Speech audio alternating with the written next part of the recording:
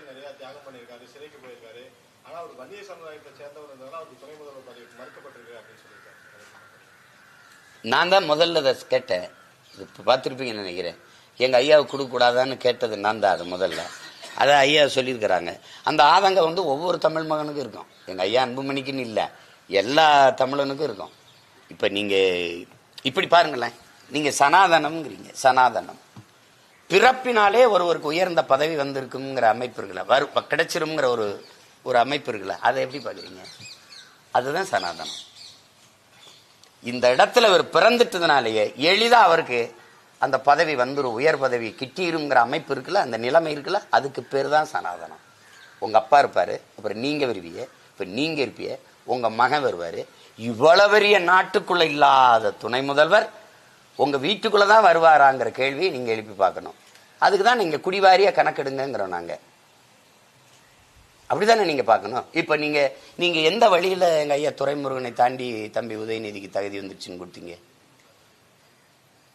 அந்த கேள்வியை கேட்க வேண்டியது, கேட்டால் அது திமுகவின் உட்கட்சி பிரச்சனைன்றீங்க.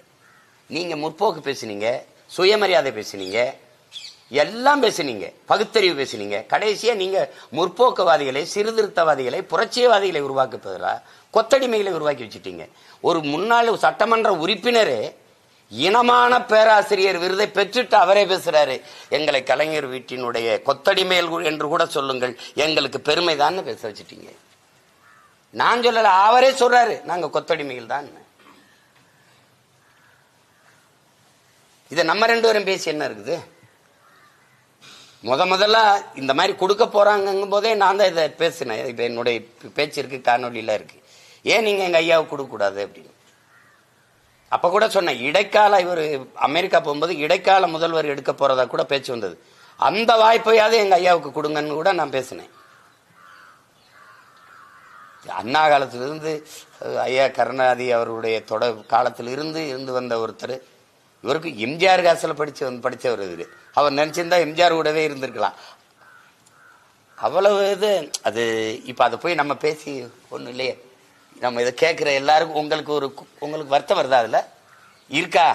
எனக்கு இருக்கு, கோபம் இருக்கு, உங்களுக்கு இருக்கா? அப்படி ஒவ்வொருத்தருக்கும் கோபமும் வருத்தம் வந்துச்சுன்னா சரியாயிடும்.